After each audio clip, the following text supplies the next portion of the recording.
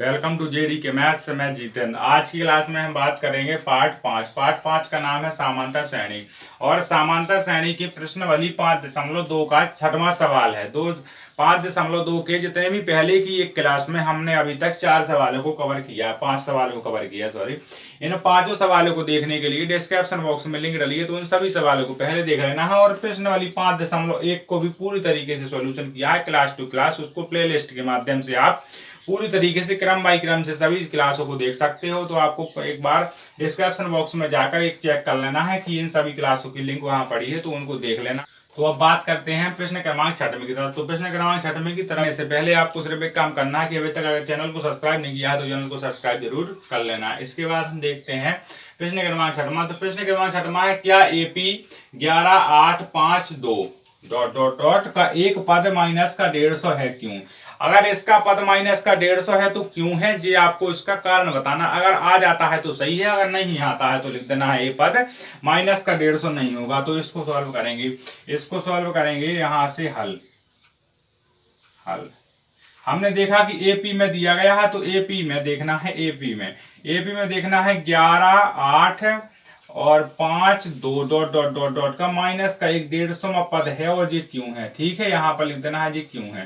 तो माइनस का 150 ... का लगा देना। अगर माइनस का 150 आता है तो ठीक है, नहीं तो नहीं लिखना है। फिर हमने देख लिया यहाँ से कि प्रथम पद, तो आपको ये बता चुके हैं हम कि प्रथम जो पद होता है किसी भी समांतर श्रेणी का प्रथम पद होता है वो पहला होता है। और जितने का उसमें बीच में समांतर श्रेणी मतलब समान श्रेणी, आपको इस देखने के लिए पहली क्लास देखनी पड़ेगी। तो आपने यहाँ से देखा कि जितने का बीच में गैप होगा वो उसका डी का मान होगा, जो सबसे अंत में होगा ए एन का मान, जो सबसे आखिरी में होता है वो दिया जाता है ए एन का मान।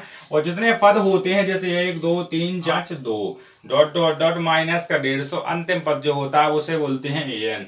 तो यहाँ तक हम पूरी तरीके से बता चुके हैं पहली वाली क्लास में कि इसका मतलब क्या होता है। सबसे प्रथम पद देख लिया हमने कि प्रथम पद दिया गया है इसका 11, तो हमने लिख दिया प्रथम पद। प्रथम पद का मतलब होता है ए, तो इसका मान है 11। और जो सर्वांतर इसका, तो सर्वांतर दिया गया है। सर्वांतर का मतलब होता है उसमें जो सब में अंतर हो वो उसे बोलते हैं सर्वांतर। नाम भी बहुत चुन के लिखा है सर्वांतर। सर्वांतर का मतलब जितना सब में अंतर हो उसे बोलते हैं सर्वांतर। सर्वांतर को डी बोलते हैं। पर जब डी का मान निकालते हैं तो सूत्र लगाते हैं a2 - a1, या यहां से निकलता है d1 का मान, और d2 का जब मान निकालते हैं वो प्रश्नावली 5.1 में हम पूरी तरीके से बता चुके हैं। तो d2 - b1 - v2 - b1, यहां से देखा कि b2 का मान है 8 और b1 का a1 का मान दिया गया है यहाँ से 11, तो माइनस का 3। यहाँ से d1 का जितना मान आता है वो होता है माइनस का 3, तो d का मान माइनस का 3 आ जाता है, a का मान 11 आ जाता है, और सर्वांतर दिया गया हमको माइनस का 3। फिर हमने यहाँ से देखा कि अंतिम वाला जो पद दिया गया, अंतिम पद है माइनस का 150। जब माइनस का 150 का आ जाता है और सॉल्व हो जाता है तो सही है, और नहीं होता है तो ये माइनस का 150 श्रेणी में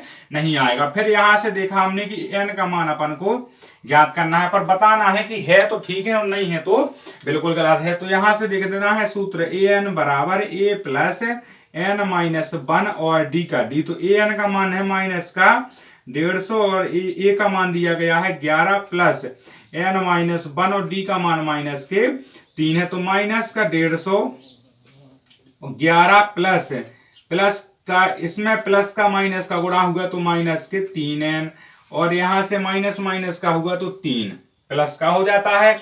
यहाँ प्लस का 3 है और यहाँ भी प्लस का 11 है, तो माइनस का 150 बराबर 14, माइनस का 150 बराबर 14 और माइनस का 3n।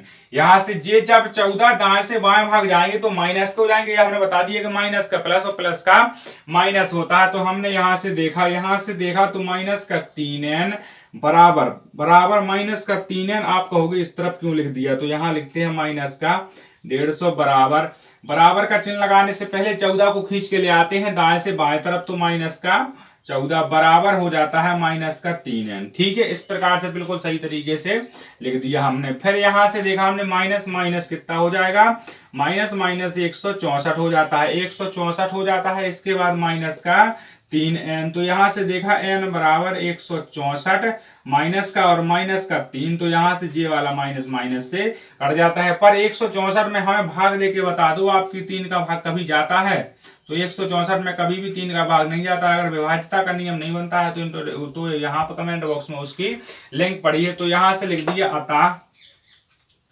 अतः एपी में माइनस का 150 कोई पद नहीं है, कोई पद नहीं है।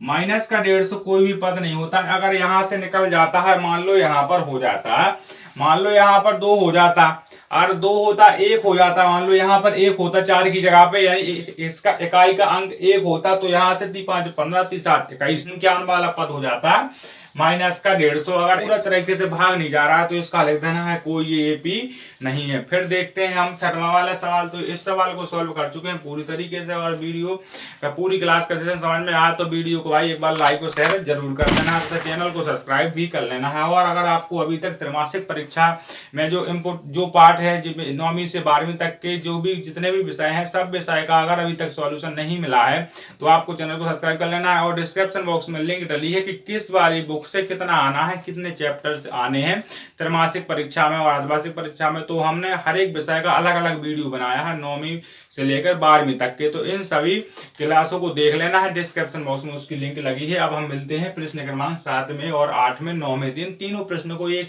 ही क्लास में कवर करते हैं।